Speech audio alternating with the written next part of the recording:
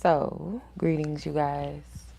So, I'm just gonna do a live stream, a private live stream, because I know this message might be a bit too lengthy. Because as I get messages, it just adds more and more to it. So, what I'm gonna do here, you guys, is talk about um, the whole human concepts around being a nobody versus being a somebody, or as it relates to popularity, that term celebrity or fame, popularity, so on and so forth. So I'm going to tap into this because I feel like it's something that, as a human is, especially in this day and age, like, in society nowadays, popularity and fame and all of that equates to popularity, equates to worth and value, or if not, you're a loser, you're nothing, you're a nobody. By definition, what's a nobody? If you look at the definition, a nobody, it could represent no person or no one, but the noun, by definition, is a person of no importance or authority. So when we call ourselves nobodies, because I used to do that often, they'd be like, oh, I'm a nobody. When you think about it, I mean, essentially, you know, we are nobodies in a sense of we're not more important than the next person in the grand scheme of life. We all hold a significant importance, and it's nothing greater or better. You know, we just are. We're in existence. We're supposed to be here. We all have something to bring to the table, and it's not I'm better than you, and you're lower than me, or you're higher than me and I'm lower than you. That's not it. That's a human man-made concept. Since the beginning of time, humans have always had to have someone in a hierarchy, like a higher level of status or position, rulership over them. When we were birthed, God gave us the birthright to be rulers and have dominion over this earth, not to have dominion and rulership over humans. That is something that we created in a fallen society, in a fallen world. We created that concept of kings and queens and presidents and this and that. And you do have to have certain levels of responsibilities. you know Everyone plays a significant role. No one's lesser than. We just live in this concept of that because working slave jobs, or we've given the wrong people power and authority in positions that look at people as lesser than, that look at people as disposable, and so on and so forth. So that's where these things come from, and the term celebrity, by definition, is a famous person, or the state of being well known. Nowadays, anybody literally could be famous or be a celebrity without doing the work. You know what I mean? Putting in years and years of work, and some may even say having talent, right? But again, what makes one person better than the other? Famous, by definition, is being known about by many people. Again, that can also be something that online influencers that are not artists, that are not actors, that are not fashion designers or whatever, can have and be known by many people. So, the state of being popular is a condition or a state of being liked, admired, or supported by many people.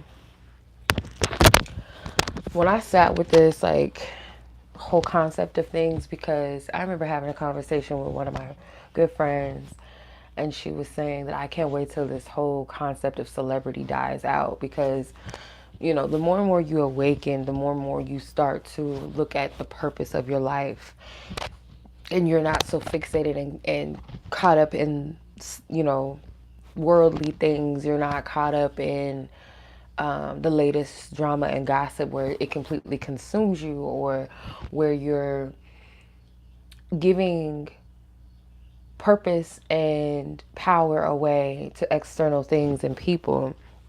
And celebrities, again, it's like when you really sit with that thing, celebrity is like we're worshiping other humans, humans that have gifts and talents, just as many people that have not even been so, so and so, or quote unquote discovered, or hasn't made it yet. You know what I mean? There's plenty of gifted and talented people in the world, right? But we don't walk around worshiping, I don't know, whoever at Starbucks because they can sing or because they can play a guitar really like, good, right? They're just normal average people. But when you're put on a platform, then you're something, and then everybody wants to kiss, your ass, right? This concept and this thing of feeling like a nobody really stems from not feeling loved, maybe not even feeling seen or supported or appreciated, whether in your home, whether by your peers growing up. And kids nowadays are more receptive, I feel like, to this whole fame monster thing. And anybody will tell you that fame is not what it seems. Now, being wealthy, that's a whole nother ball game. Like, okay, I could see how somebody might want to strive for that. But in real, it's like, to be a realist, not everyone is going to see wealth in their lifetime, and that's okay. You can still live a happy, full life and not be wealthy. You might still be able to. I've traveled places where I didn't have the means really to be doing that, but God always made a way for me. It doesn't always got to be your life and your existence and your happiness being centered around an external thing is the point. And I would say to myself that I'm a nobody. You know, I don't get why certain people act a certain way towards me and this, and that. And I would beat myself down because I would compare myself to what I have and what I don't, what I have and what I don't have, what others have and what, in comparison to what I'm at. And a lot of people do this. And I feel like social media is very unhealthy because you might see somebody that looks like they got it all together or they have all this money, and whether they do or they don't, sometimes you're looking at the illusion of it, and that person could be in debt, but because they're going to this place and that place and they're buying this and buying that, and you see the fancy dinners and stuff, and you're like, damn, what am I doing in life, like? But you don't really know that person's struggle. You don't really know what's behind the scenes. And that's the thing about social media, is we can make it look like something. You know what I mean? We can make ourselves look like something. And I feel like we all want to be a part of something and be accepted. That is a part of human nature. But when it kind of spills into that space of the hurt and the pain, where you seek that validation from everyone, you can do it on a smaller grand scale. Let's say where you want your friends around you to believe that you're successful because you have all this money, or because you got a raise, or because you have a degree, or to prove to a mate why you're a desirable option through, going to the gym, getting your body tight, getting your hair and your nails done, or cooking and cleaning and being good in bed. Like, there's a lot of things that people will do to seek validation outside of yourself. Children, they'll pretend to be the bully or pretend to be the mean girl to be popular, or for people to like them, or to do or dress a certain way to get attention. Like, adults and children do these things, and it all comes back to that place of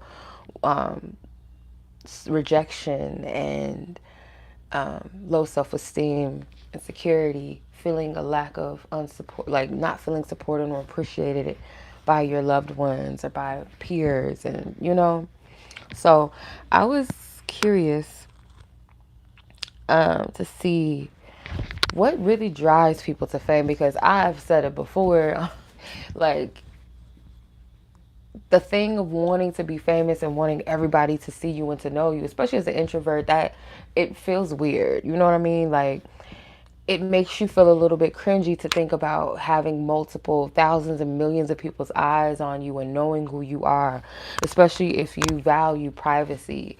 Um, you desire, a little bit of privacy in your life, and you like to keep a little mystery to you. You don't want everybody in on who you are completely, or your life, and knowing everybody in your family and stuff, because we have this thing of, oh, I went here today, oh, look what I did. And if I post where I'm at, you ain't gonna know I ain't there no more. I'm gone. You're not gonna see me posting my child all over social media all the time. Like, it's just my family and all that. Like, it's not happening. And nowadays, everybody just, you know everything. You know if somebody's like having an argument with their boyfriend, they just broke up with somebody, like they've just putting it below black below on Facebook, and it's just like, dang. But that goes back to the validation, and sometimes it's a cry for help. Okay, to look at me. So I came across this article, and I would link it. Actually, I came across two articles that I feel like are valuable to mention. So this article from Life Intelligence um, was talking about the seeking of fame, and they were talking about how they did a study in 2019, a study of 437 people that desired fame. 7% of them, they had psychiatric symptoms of anxiety, depression, and paranoid ideation and hostility factors, while needing to belong accounted for 18% of them. So the greater percentage of them needed to feel like they belonged. So there's two levels of why people seek out fame and celebrity for themselves. Number one was narcissism. It was one of them, and that's a given. Anybody that has to have people all up in their face 24/7, look at me, look at me, look what I got, look what I'm doing, look what I'm doing. That's narcissism. Like, it's, yeah. So it says, as briefly mentioned above, narcissism is a main component of the desire for fame. It's common knowledge that the concept of narcissism comes from the Greek mythology. Narcissus fell in love with himself when he looked in his reflection. Narcissism involves being self-centered, entitlement, and a need for admiration. So an excess of that, where it's just, I want to be famous, I want everybody to know my name, look at me, look what I'm doing, look what I got on, blah, blah, blah. All of that is narcissism.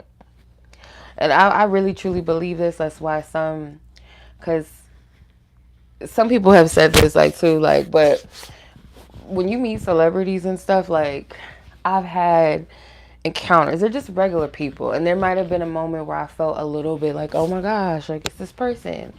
And that could have been multiple things due to the admiration of it. And it's like, oh my God, I can't believe I'm meeting this person. I might, oh my God. But then there's also like just whatevers. And I've seen and met someone. I used to work as a kind of like a club promoter type thing when I was younger. And we would have celebrities come in all the time, like rappers. We would have athletes come in and stuff like that. And there would be some of them that were humble and real cool. And there would be some that was like this stuck up asshole type energy. And I do believe like some of these people, they're narcissists. They just want attention, and they don't care about these people that spend thousands and thousands of dollars. I mean, that's why I'd be like, some of y'all just be like going hard for people that probably wouldn't even give a shit if you died. They don't care. Like, they don't. So it's kind of like you're giving this human this God complex that they shouldn't have. And to say you're unworthy because you don't have this big name and you don't have money, and if you go near this person, you're going to get pushed out the way, and you don't touch this person, like that, to me. And I understand respecting people's space and privacy, or just being treated like a fly or a roach. It's just like you're just nothing, because that to me, and that's consumers' fault. You know, when we put so much stock on these people and we worship everything that they do and everything that they say, and it's just too much. It's the difference between support versus worship and idol worship, and a lot of, and then yeah, they call celebrities idols. So yeah, people operate off of that spirit of idolatry with another human, and it just doesn't make no sense.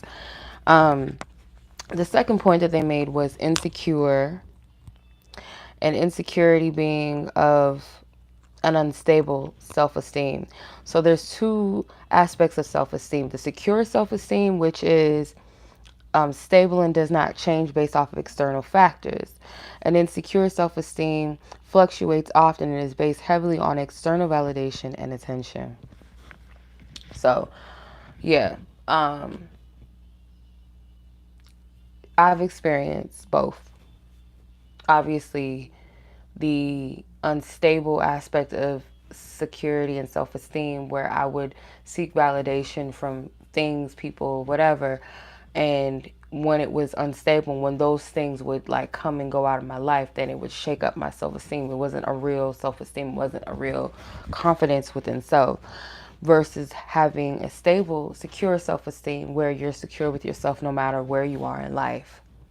So, people that, so there's the opposite of the narcissism, and then there's that where people are insecure and they seek that validation. And if it's a weak foundation of self-esteem, then if you don't get, let's say you get 100 likes within 2 minutes, and then the next post you make, you only get 50 likes within 2 minutes, and you're just like, oh my God, I'm freaking out. And the fact that we even do that to ourselves is crazy. But it's a whole thing, like the whole social media thing has a science to it and how it affects the mind and the triggers in the brain and all. It's just the whole thing. But yeah, that's a fluctuation of a unstable. To say like, okay, because I'm gonna like be transparent, and I feel like some of you guys can resonate with this, and I'm all over the place, y'all, so bear with me. This probably would have been better if I was live, because I can like discuss and talk with y'all. But feel free to leave like a comment or something. But we probably all have experienced where we will post something and it doesn't generate what's the right word, the engagements, the numbers that we would have desired. And there could be that temptation of wanting to delete it. And I feel like we've all been there, but there's a point where you get to, at least I'll speak for myself, where a point where I'm just like, who gives a fuck? Like, excuse my language, but whoever sees it, they're going to see it. If they're meant to see this, they're going to see it. If it's meant to help somebody, it might be just one or two people, 15 people that's meant to see it.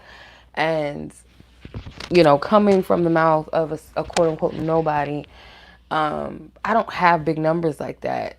So it would be a miracle to go viral off of a post. And that can happen sometimes for some people. You just post something, you never know, right? It just might hit something just at one point. But to say like, okay, I'm secure enough to just leave this post up that only got like 10 likes on it, or for some of you that have bigger platforms, like it only has 1,000 likes on it, that's security, because it's like you posted it because you're not seeking validation. You posted it because you wanted to.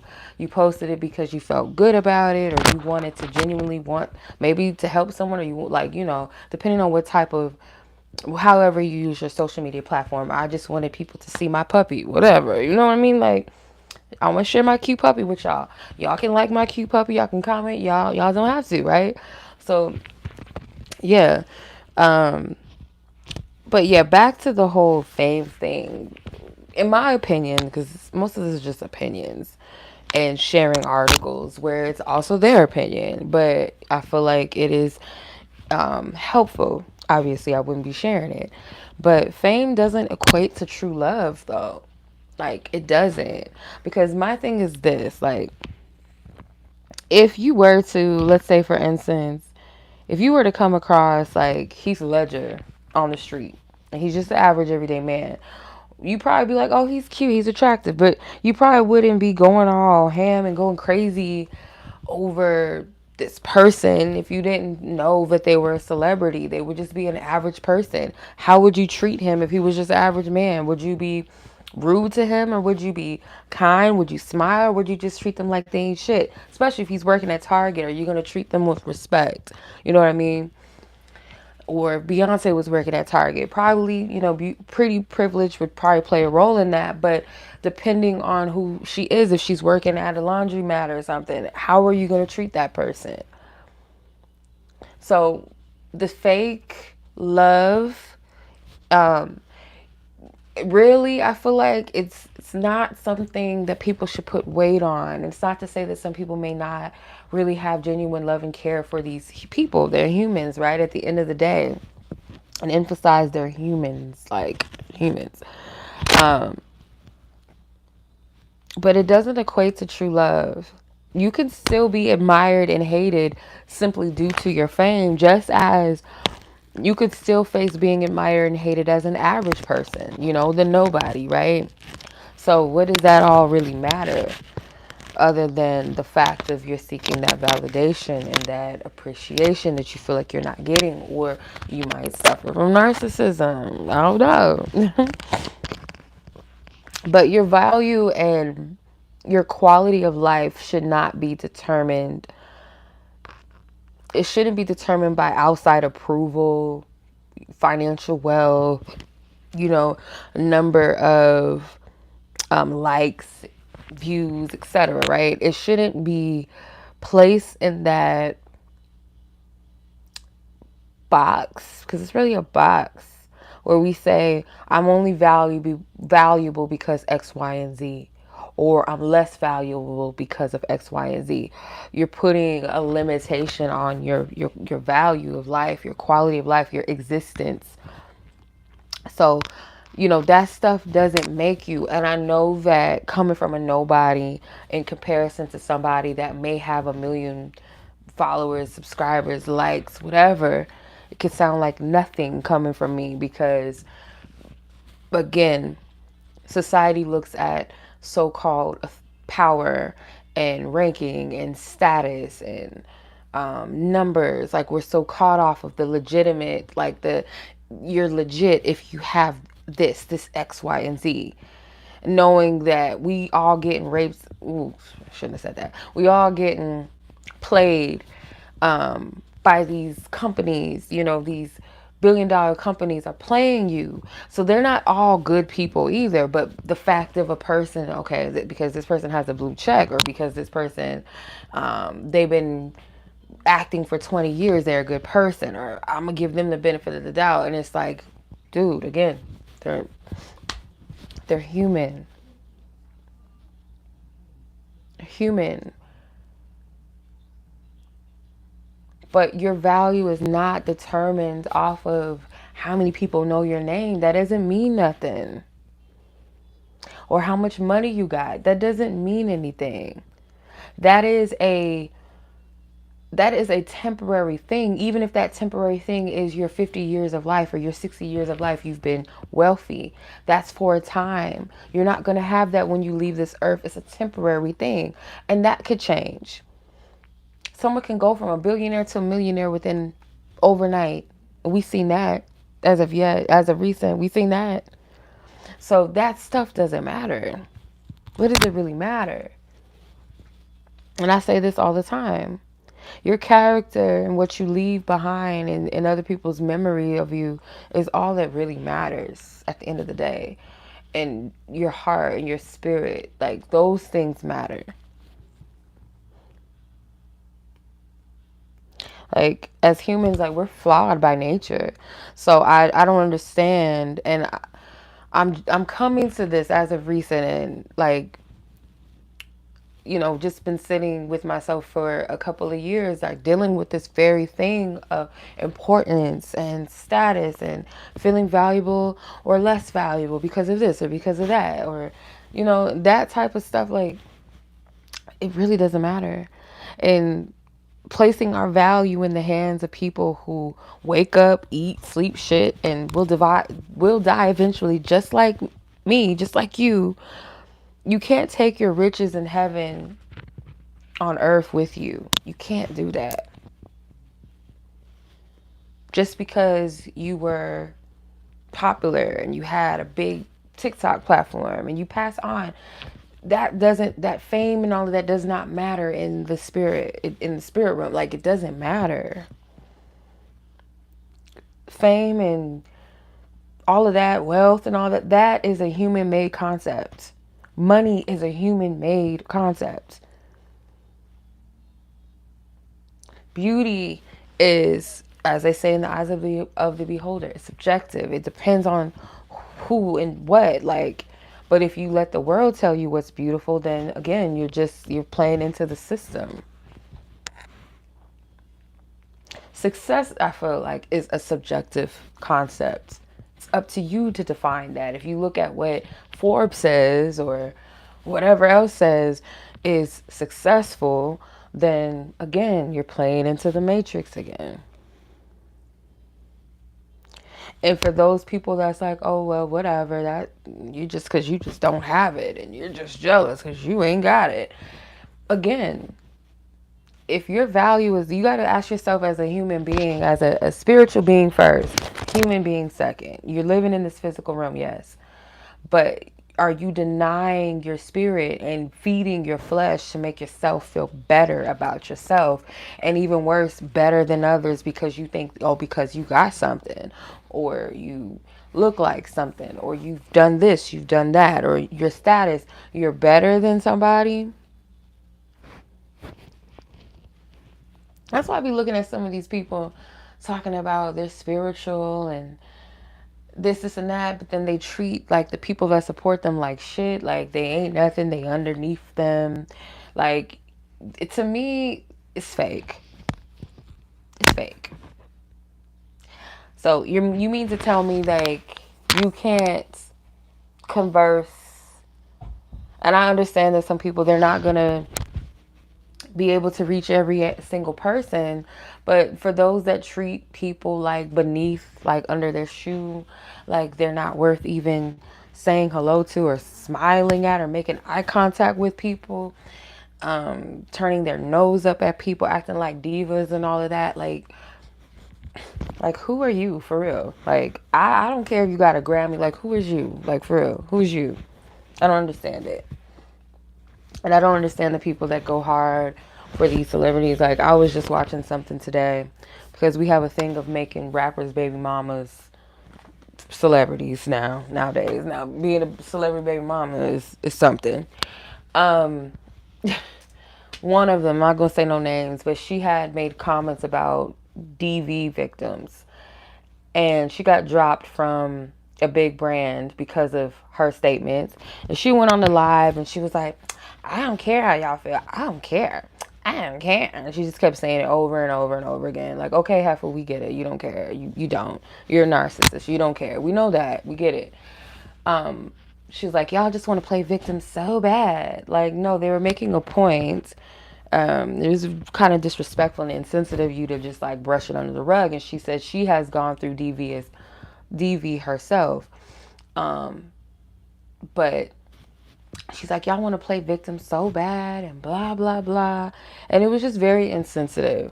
And it's like, again, those types of people. And then you have people in the comments laughing with laughing emojis, or in the live chat, whatever, with laughing emojis, thinking it was funny what she was saying and agreeing with her. And it's just like, y'all kiss these people's ass. Like, they're humans. And some of them bad humans. Like, some real, like, disgusting ones. I just don't understand. So, again, they're just humans. Humans are flawed. And we don't need to be getting validation from anybody. I don't care if it's somebody at a gas station that said something foul to you. You don't get validation from humans. That's not where your identity or your validation comes from within self, and it comes from with God's source first and foremost. And if we don't have that foundation of knowing that, then it's very easy for people to tell us who we are, or let the world decide based off of the metrics, or AKA the matrix of life. We just live off of that. And you're never going to be happy if you live your life based off of these things. You're not going to be happy. You heard me just break down the study that it the desire to be famous or to be popular, to be seen, to be noticed, the drive of that can cause depression and anxiety and paranoid, hostility, and so on and so forth. Like, you don't want to live your life, especially for the young people. You don't want to live your life like that, being depressed and upset and feeling purposeless because you're not on TikTok, you're not viral on TikTok, you don't have 100,000 views and 1 million views even, because the numbers is crazy on TikTok. And some people say it's easy to go viral on TikTok. Maybe it is. And if you look at it from that place of, oh, I haven't gone viral, and you're thirsty for that, because I used to be thirsty for the validation of my view counts and subscriber counts and stuff like that. And then I would say to myself, not every viewer is going to value my content, so why do I want everybody to see it? I would rather the people that are going to value it or find something in it for them that's beneficial, that's positive, even if that's a small number versus a whole bunch of people. And of course, if you're looking at the matrix of things and being like, oh, well, how come this and how come that, like, you get caught up in that, you're not going to be happy, And again, you got to ask yourself, like, what was your point of posting this? What was your point of sharing this? What was your point of recording, whatever, right? So just being here, living, breathing, is a flex within itself. Just you being here, because your existence matters. You're here. And there's a reason why you're still breathing. So no matter the level of influence, you can still make an impact. Whether that be good or bad, that's up to you. You know how you impact others, but you can still impact people in your life, your family, your friends, your coworkers, a stranger on the street. You don't gotta have a whole bunch of people watching you and looking at you to be influential. You just don't. If you influence a person, like I said, good or bad, that's up to you and also up to that person. But if you're influencing people positively, just when you come into work every day and you smile at people and you're changing the frequency, that is influential.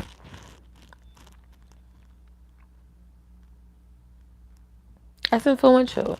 And it's not to say that you can't admire the people that are, whether famous, popular, whatever, admire them for their skills, their talents, how they make you laugh, or whatever it is, how they've inspired you. But to worship that person, like I said, is idol worship. It's unsettling. Um, we probably all been there. I'm sure, you've been there. I've been there. And it's because that's what we're taught. We're taught that these are idols. They're like, we put them on this God pedestal. Like, Michael Jackson is idolized by millions of people and beloved artist by millions, because he was the best that did what he did.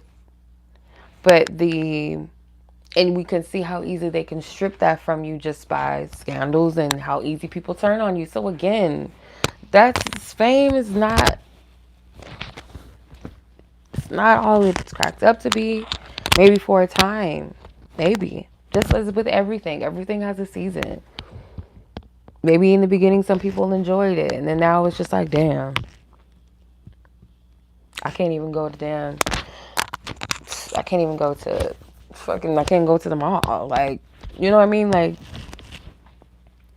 So to give another human being praise and worship, it's kind of like giving leverage for people to look down on you, you know. And some wealthy people, some famous, some popular people, they do that. Like, even in school, you think people respect people that worship and kiss their ass all day? Like, no. And if they're a bad person, they'll exploit that. They'll take advantage of you because they know how much you admire them or how much you idolize them. It could be like a coworker, it could be a boss, it could be your mate. Like, we see that in life with people that take people's kindness for weakness. They exploit that. They don't respect you. They look at you as a footstool. We talk about self-love on here all the time, and like love and all of that. And when you don't value yourself, how people will not value you back. That's just a given.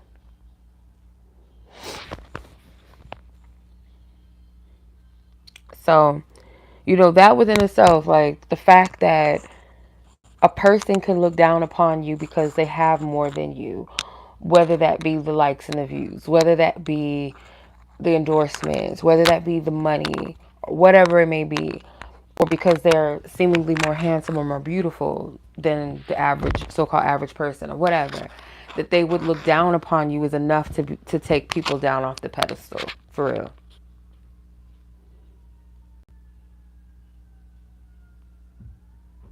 So admiring the existence of a person who probably wouldn't care if you lived or you died, because in their eyes you're less valuable, due to not being quote unquote on their level, or being a quote unquote a nobody.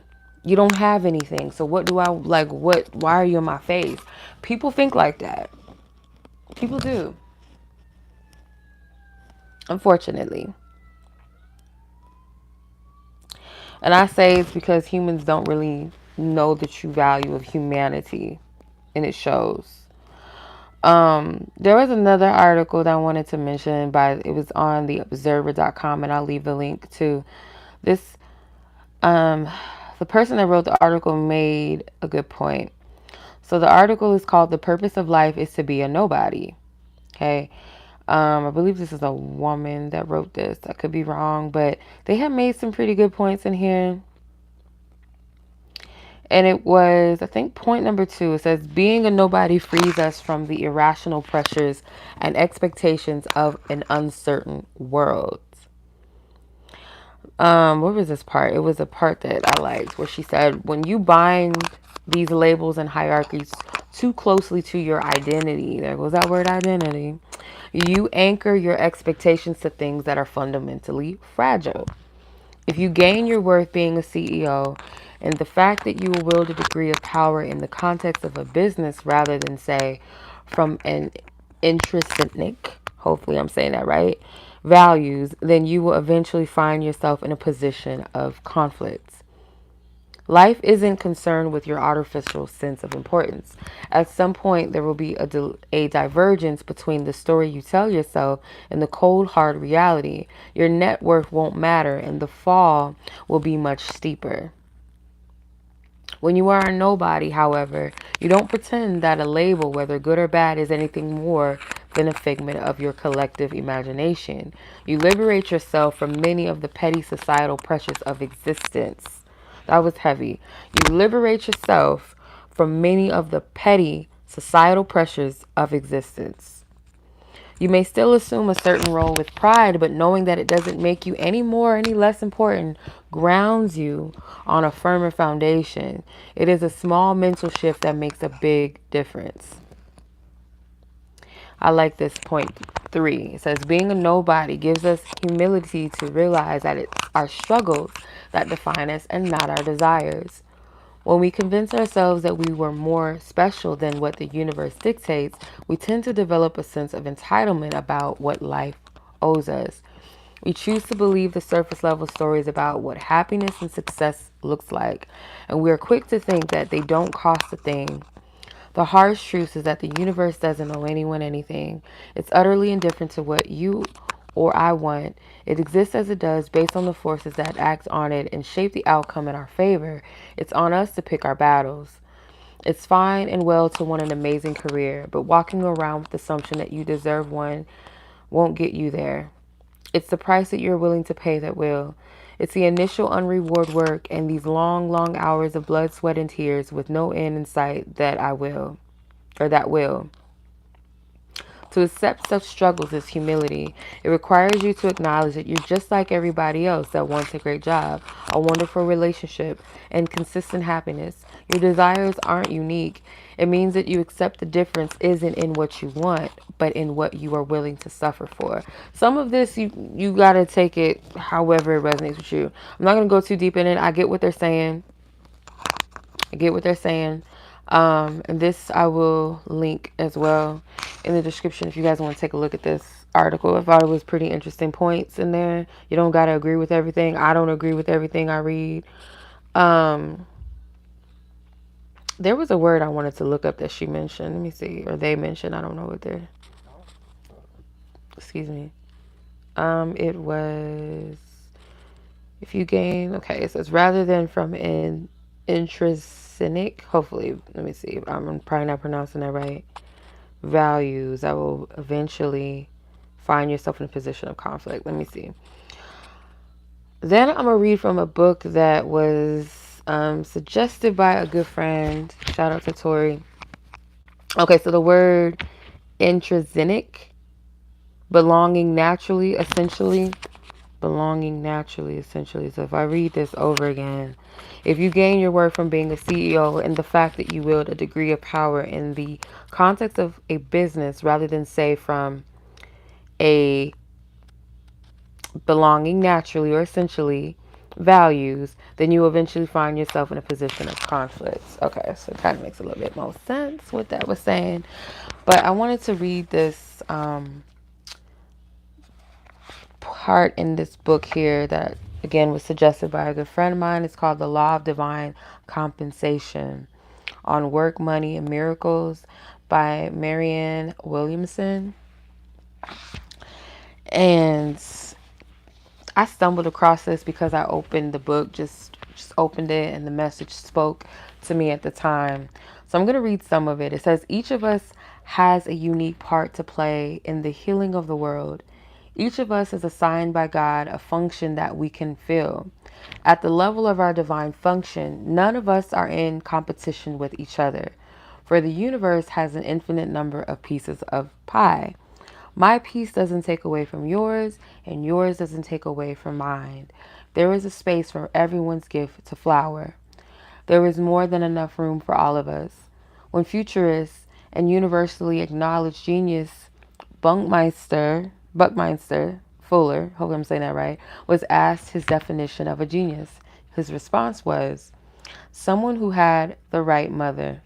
I assume he meant someone who had the most positive childhood programming, someone who was told when young that he or she was brilliant and would succeed. If told if told as children that we're bound to succeed, then we tend to.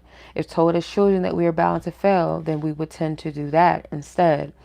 But even if your mother or father didn't tell you that you were wonderful when you were a child, your divine father/mother tells you that now. Spiritual understanding is a corrective to any false programming you might have received as a child. Rather than endlessly analyzing a tape from a childhood, you can erase it by recording a new one. A story, no matter how factually true, it is just a story. Spiritual growth involves giving up the stories of your past to the universe so you can write a new one. You're not denying your childhood. You are simply transcending any of its negative aspects. You are a child of God, carrying the eternal mark of your perfect source. You are naturally entitled to miracles because love is what you are. Love is not an arrogant appraisal of the ego, but rather a humble acceptance of God's truth. You just happen to have within you the eternal power of the universe. Because you are a child of God, made of love, only love has power over you. Your mortal self can be damaged, but your spiritual self cannot. You don't have to identify with the brokenness of the world, for the effects of brokenness are temporary. Every loving thing that ever happened to you was real, and everything else was an illusion. Such illusions have no effect on your future unless you carry them with you into the present. It is entirely up to each of us whether we are considered ourselves damaged goods. Of course, things might have gone roughly in the past, but the past is over and cannot touch you unless you hold on to it. Right now, in this moment, the universe is responding not to your past, but to the truth of who you are, always were, and always will be. Gotta do the little poetry snaps. We've all got that right stuff because all of us are hosts of God. His voice, not the fear-based ego, is the voice we can listen to and learn to follow. Each of us is meant to channel the spiritual realities of talent, creativity, and intelligence. This is nothing to take personal credit for, but nothing to apologize for either. As a child of God, you just happen to be the recipient of endless power and possibility. Whether or not you've always known this or practiced it, there lies within you in this very moment the latent ability to create and achieve beyond your wildest dreams. As this never changes, no mortal condition diminishes the power of God. It doesn't matter what your resume is or how many degrees you have. It matters what mistakes you've made. Or it doesn't matter, sorry. It doesn't matter what mistakes you've made or how the economy is doing. It matters only where you place your consciousness now. Know who you are and who lives within you, and moving mountains will seem small compared to what you can do. I love it. That was from the book The Law of Divine Compensation on Work, Money, and Miracles by Marianne Williamson. So I'm going to leave it at that, y'all. I know I didn't talk y'all ears off for like almost 50 minutes. But this isn't to take away anybody's gifts or talents or say that people are not worthy to be, in high statuses. It's not to say that. I feel, again, fame, success, popularity, and all of that really, in my definition, it is really subjective. It's really based off of your perception. And if you allow the world to tell you that you're not this, you're not that, you're not important, you're never going to be happy. You're always going to strive to find approval from man. And man they cancel people that they was just saying they love. Like, come on. So if you say to yourself at some point, the world's validation of me, whether that's people, strangers that you don't even know.